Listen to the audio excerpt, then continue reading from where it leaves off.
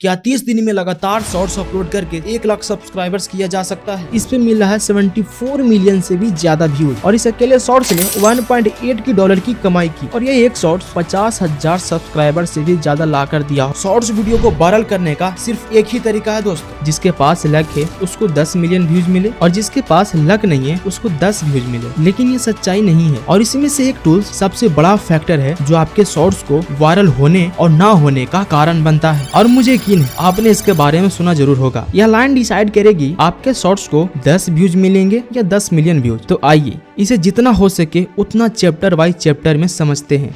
Shorts video को viral करने का लॉजिक बड़ा सिंपल है दोस्तों। यूट्यूब क्रिएटर्स को एक टूल्स देता है जिसका नाम है ऑडियंस रिटेंशन। इसे देखने के लिए बाइटी स्टूडियो ओपन करिए और जिसका भी रिटेंशन देखना है उस पर क्लिक करिए और इस एनालिटिक्स पे क्लिक करिए। आपको यहाँ ऑडियंस रिटेंशन दिखाई देगा। आप जितना इसको बढ़ाएंगे आपका शॉर्ट्स उतना ही वायरल होता जाएगा। लेकिन समस्या ये हो जाता है कि कई लोगों को ये भी ज्यादा होने के बाद भी शॉर्ट्स को व्यूज मिलता ही नहीं। इसे समझने से पहले इसके पीछे साइंस को समझते हैं और इसे कैसे बढ़ाया जाता है ये भी जानते हैं। आपने कभी सोचा है कि 10 मिलियन व्यूज और 10 व्यूज वाले शॉर्ट्स पे क्या अंतर है? बहुत से लोग ये सोचकर इग्नोर कर देते हैं कि ये तो लक है, जिसके पास लक है उसको 10 मिलियन व्यूज मिले और जिसके पास लक नहीं है उसको 10 व्यूज मिले। लेकिन ये सच्चाई नहीं है। मैंने कई सारे वायरल शॉर्ट्स पे एक्सपेरिमेंट किया है और कई सारे चैनल को एनालिसिस करने के बाद और इस पूरी प्रोसेस में एक बात तो क्लियर हो गई है कि शॉर्ट्स बनाने के पीछे एक साइंस है और एक बार आप इस पे महारत हासिल कर लेते हैं तो लाखों व्यूज ला सकते हैं और वायरल शॉर्ट्स को लक के नजरिए से देखना बंद कर देंगे।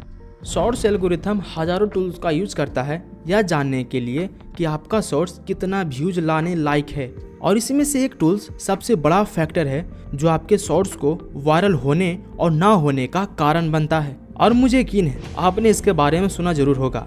यह लाइन डिसाइड करेगी आपके शॉर्ट्स को 10 व्यूज मिलेंगे या 10 मिलियन व्यूज। तो आइए इसे जितना हो सके उतना चैप्टर वाइज चैप्टर में समझते हैं।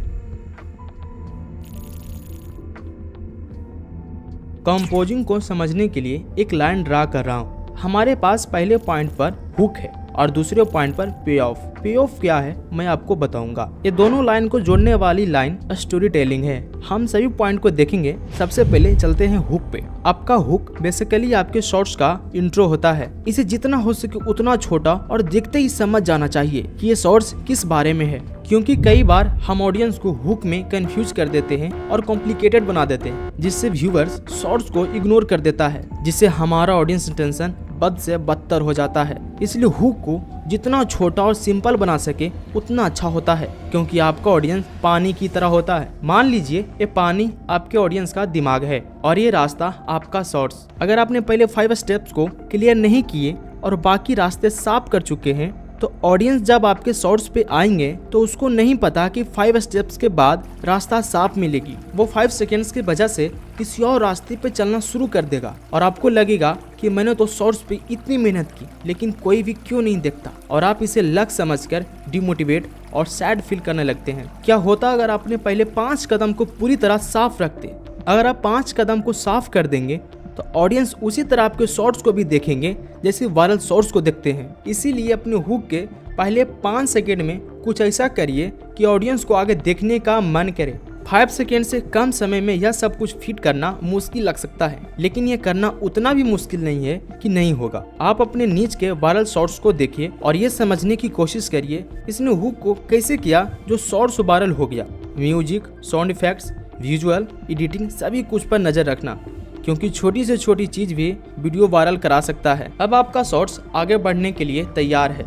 आप हुक के जरिए 5 सेकंड तो रोक लेंगे, लेकिन अगर हमने अंत तक प्लानिंग नहीं करेंगे तो वह पे ऑफ तक पहुंचने से पहले ही हमसे दूर चले जाएंगे। इसीलिए कहानी के जरिए उसे अंत तक रोक के रखना बहुत जरूरी है। यह पार्ट काफी इंटरेस्टिंग है क्योंकि आप स्टोरी टेलिंग का उपयोग कैसे करते हैं यह आपके नीच पे काफी डिपेंड करता है। अगर आपका नीच इस टाइप का है जिसमें आप वॉइस ओवर और अपना या स्टॉक फुटेज का इस्तेमाल से शॉर्ट्स क्रिएट करते हैं, क्योंकि इस टाइप का शॉर्ट्स काफी सारे कैटेगरी वाले सेम तरीके से क्रिएट करते हैं, जैसे facts, mini blog, gaming, tech, faceless, ऐसे बहुत सारे चैनल हैं जो इसी तरह से शॉर्ट क्रिएट करते हैं। अगर आप इस तरह का शॉर्ट्स क्रिएट करते हैं तो आप अपने स्क्रिप्ट में सस्पेंसफुल वर्ड का यूज करें, जैसे लेकिन, हालांकि, चौंका देगा और रुको, बताता हूँ, क्योंकि, ये सभी सस्पेंसफुल वर्ड्स है और इसका इस्तेमाल इसलिए करना क्योंकि यह लोगों को रोक कर रखता है कि आगे आप क्या कहने वाले हैं। ऐसे ही 100 वर्ड्स का PDF डिस्क्रिप्शन में लिंक दे दूंगा, आप डाउनलोड कर लेना। अगर आप फेसलेस शॉर्ट्स क्रिएट करते हैं तो आप स्टोरी टेलिंग पे ज्यादा ध्यान दीजिए। अगर आपको स्टोरी टेलिंग में महारत हासिल करनी है तो आप अपने नीच के वायरल शॉर्ट्स को डेली 1 घंटा एनालिसिस करिए कि किस सिचुएशन में क्या बोल रहा है और कैसे बोल रहा है। अगर आप ये डेली करते हैं लगातार 30 दिन तक तो आप किसी भी ऑडियंस को अपने शॉर्ट्स पे रोक सकते हैं। हमने स्टोरी टेलिंग और हुक को ठीक कर लिया है तो आइए पे ऑफ की ओर बढ़ते हैं। याद है मैंने आपको स्टार्टिंग में बोला था कि 30 दिन में 1 लाख सब्सक्राइबर्स पूरा करना पॉसिबल है, तो ये पॉसिबल पे ऑफ के जरिए ही किया जाता है। पे ऑफ का मतलब होता है रिवॉर्ड या बेनिफिट। जिसे देखिए आप ऑडियंस को हुक करने के लिए कुछ न कुछ लालच दिए होंगे ना, जैसे आप वीडियो के बीच में या फिर लास्ट में बताने वाले हैं। फॉर एग्जाम्पल इस एक शॉर्ट्स को देखिए। ये साइंस के जादू करके आप किसी के भी होश उड़ा सकते हो और लास्ट वाला तो देख के आप भी चौंक जाओगे। इसमें पे ऑफ है, लास्ट वाला देखकर आप भी चौंक जाएंगे। इस शॉर्ट्स को स्टार्ट हुए 5 सेकंड ही हुए, इसने हुक में पे ऑफ का लालच भी दे चुका है। अगर आप अपने वीडियो को ध्यान से देख रहे हैं तो आपको पता होगा कि इसने स्टार्टिंग में एक सस्पेंसफुल वर्ड भी बोला है। अगर आप हुक में सस्पेंसफुल वर्ड बोलते हैं तो वो हुक और भी स्ट्रॉन्ग हो जाता है। चलो इसने स्ट्रॉन्ग हुक तो रेडी कर लिया है, अब ये देखना है कि स्टोरी टेलिंग किस तरह से करता है।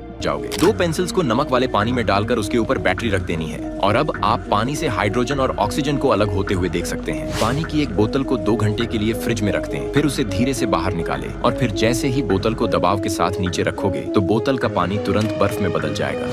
इसने नो बकवास स्टोरी टेलिंग की है जो ऑडियंस को बिल्कुल पसंद आएगी। इसने हुक अच्छे से किया और इसने स्टोरी टेलिंग भी बहुत अच्छे से किया है। अब देखते हैं क्या ये पे ऑफ यानी इसने जो वादा किया है स्टार्टिंग में पूरा कर पाएगा।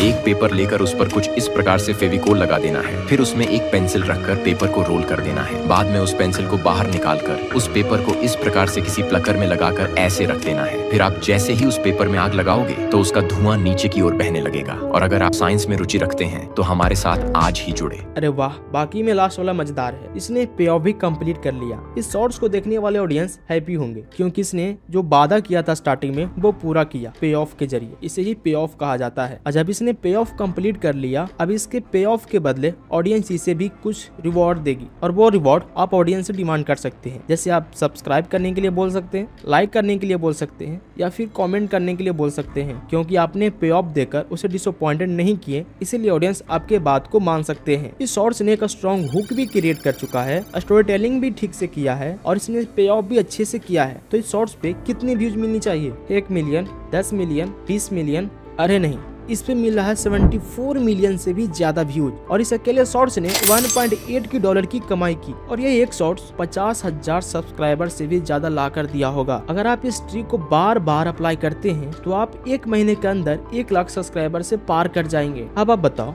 ये लक है या फिर साइंस? अब मैं आपको वो तरीका सिखाने वाला हूँ जो बहुत आसान है और आपके लिए 1 महीने में 1 लाख सब्सक्राइबर्स लाने में और भी हेल्प करेगा। ठीक है, शॉर्ट्स पे व्यूज लाने का ये थोड़ा अनएथिकल तरीका है, लेकिन ये बहुत अच्छे से काम करता है। हर दिन यूट्यूब पे हजारों शॉर्ट्स पब्लिश होता है जिसमें 90% शॉर्ट्स फेल हो जाती है और 10% शॉर्ट्स वायरल हो जाती है। तो अगर हमें 10% में जगह बनानी है तो आपको शॉर्ट्स एल्गोरिथम को बहुत अच्छे से समझने की आवश्यकता है। एल्गोरिथम क्या है इसे जानने के लिए महीनों का एक्सपीरियंस चाहिए, लेकिन यहीं पे न्यू क्रिएटर्स बिना एल्गोरिथम के समझे शॉर्ट्स अपलोड करते हैं तो वे 90% वाले शॉर्ट्स में फंस जाते हैं क्योंकि उनको कुछ आइडिया नहीं होता है कि कौन सा शॉर्ट्स चलेगा और कौन सा नहीं। इसीलिए न्यू क्रिएटर को अगर फास्ट ट्रैक से टॉप 10 में पहुंचना है बिना एल्गोरिथम एक्सपीरियंस के तो आप ये कर सकते हैं। सबसे पहले अपना चैनल क्रिएट करिए, अपना नीच डिसाइड कर लीजिए, अपने नीच के जितना हो सके उतना क्रिएटर्स को फाइंड कर लीजिए और कम से कम 1 लाख से ज्यादा सब्सक्राइबर्स वाले चैनल को सब्सक्राइब कर लीजिए और 1 लाख से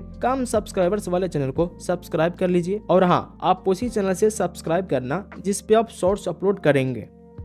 अगर आप इतना कर लेते हैं तो आगे का प्रोसेस शुरू करते हैं। अब आपको आराम से बैठकर इन सभी चैनल को बारी बारी से देखना है कि इन सभी चैनल पे कौन सा शॉर्ट्स अच्छा व्यूज ला रहा है। ध्यान रहे लेटेस्ट शॉर्ट्स को ही देखना, जिसके शॉर्ट्स पे सब्सक्राइबर से ज्यादा व्यूज मिले उसे सेव कर लेना। सभी चैनल्स को देखने के बाद आप डिसाइड करिए कि कौन सा शॉर्ट्स अच्छा है, आप ये आसानी से कर लेंगे। अगर आपको वायरल शॉर्ट्स मिल जाए तो आप उस शॉर्ट्स को अपने चैनल के लिए रीजनरेट करिए। सबसे पहले स्क्रिप्ट को चेंज करिए। अगर आप स्क्रिप्ट को ज्यादा चेंज नहीं कर पा रहे हैं तो कोई बात नहीं, स्क्रिप्ट से कॉपीराइट नहीं आएगा। अब आप ये देखिए कि इसने एडिट कैसे किया है और कौन सा वीडियोज यूज कर रहा है और कौन सा इमेज यूज किया है। अगर आप कुछ चीजें बदल सकते हैं तो जरूर बदल दीजिए। और हाँ, आप एडिटिंग अपने स्टाइल में कीजिए। चलिए एक एग्जांपल देखते हैं। आप इस शॉर्ट्स को देखिए और आप इस शॉर्ट्स को भी देखना। मैं आपको जो बताना चाह रहा हूँ वो दोनों शॉर्ट्स को देखने के बाद आप समझ जाएंगे।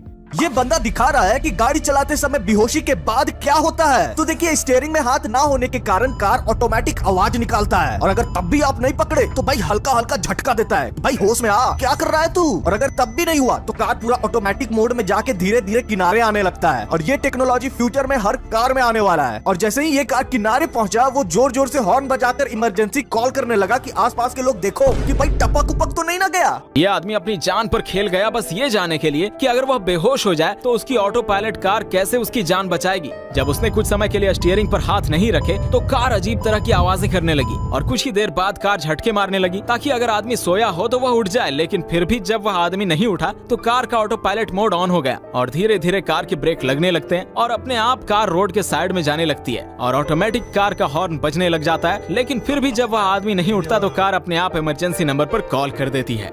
ये दोनों ऑलमोस्ट सेम है, लेकिन आपने एक चीज नोटिस किया है, इसने स्क्रिप्टिंग में थोड़ी बहुत चेंज किया है और एडिटिंग में एक थोड़ा सा इफेक्ट लगाया जिसको बोलते हैं मिरर इफेक्ट। इसने सिर्फ मिरर इफेक्ट लगा दिया। इसने स्क्रिप्टिंग में थोड़ी बहुत चेंज किया है और एडिटिंग थोड़ी बहुत किया है। अब देखते हैं कि ये ट्रिक काम करता है या नहीं।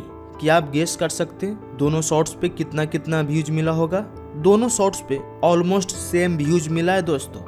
21 मिलियन से भी ज्यादा इस शॉर्ट्स पर भी और 21 मिलियन से भी ज्यादा इस शॉर्ट्स पर भी, इन दोनों पे लगभग सेम व्यूज है दोस्तों। अब आप बोलेंगे ऐसा कैसे हो सकता है, तो मैं आपको इसके पीछे का साइंस भी बता दूंगा। तो अब आप बताओ ये ट्रिक काम करता है या नहीं। अगर आप इस तरह करेंगे तो आपको मेहनत भी कम लगेगा और आपका चैनल भी मोनेटाइज हो जाएगी और कॉपीराइट का कोई टेंशन नहीं रहेगा। अब आपको इसके पीछे का साइंस बता देता हूँ जिससे आप पूरी तरह समझ जाएंगे। देखो, यूट्यूब का एल्गोरिदम सभी यूजर्स का हिस्ट्री रखता है और उस हिस्ट्री को देखकर एल्गोरिथम सभी यूजर्स को अलग अलग कैटेगरी में डिवाइड करता है। अगर आपको अपना हिस्ट्री देखनी है तो आप यहाँ से देख सकते हैं। इसी हिस्ट्री को देखकर यूट्यूब वीडियोज को रिकमेंडेशन करता है और शॉर्ट्स को रिकमेंडेशन करता है कि आपको कौन सा शॉर्ट्स पसंद आ सकता है। यूट्यूब ये हिस्ट्री देखकर पता लगा लेता है कि आपको कौन सा शॉर्ट्स अच्छा लगेगा और कौन सा नहीं। अगर कोई न्यू यूजर्स यूट्यूब पे आता है तो उसको डिफरेंट शॉर्ट्स या फिर वीडियोस दिखाया जाता है। अगर यूजर्स किसी को लाइक या कमेंट सब्सक्राइब करता है तो उसी डाटा के देखते हुए उसे उस टाइप की कैटेगरी में रखा जाता है जहाँ इस टाइप का वीडियोस दिखाया जा रहा होता है। और बीच बीच में आपको ऐसे टाइप के शॉर्ट्स भी दिखाए जाएंगे जिसे आपने कभी देखा नहीं होगा। अगर आप उसे भी लाइक करते हैं तो आपको उस कैटेगरी में भी रखा जाएगा। अगर कोई शॉर्ट्स इन सभी को अच्छा लगता है तो यूट्यूब उस शॉर्ट्स को रेफरेंस लेकर उसी टाइप का शॉर्ट्स और फाइंड करने लगता है ताकि इन सभी को इसी टाइप का शॉर्ट्स और दिखाया जाए और यूट्यूब इस टाइप का शॉर्ट्स उसे दिखाना शुरू कर देता है। अगर आप उस शॉर्ट्स को जान गए जिसे यूट्यूब ने रेफरेंस के लिए सिलेक्ट किया है तो आप उस शॉर्ट्स को रीजनरेट करके यूट्यूब एल्गोरिथम को मजबूर कर सकते हैं आपके शॉर्ट्स को ऑडियंस को दिखाने के लिए और आपके शॉर्ट्स को उसी ऑडियंस को दिखाया जाएगा जिसे आप दिखाना चाहते हैं।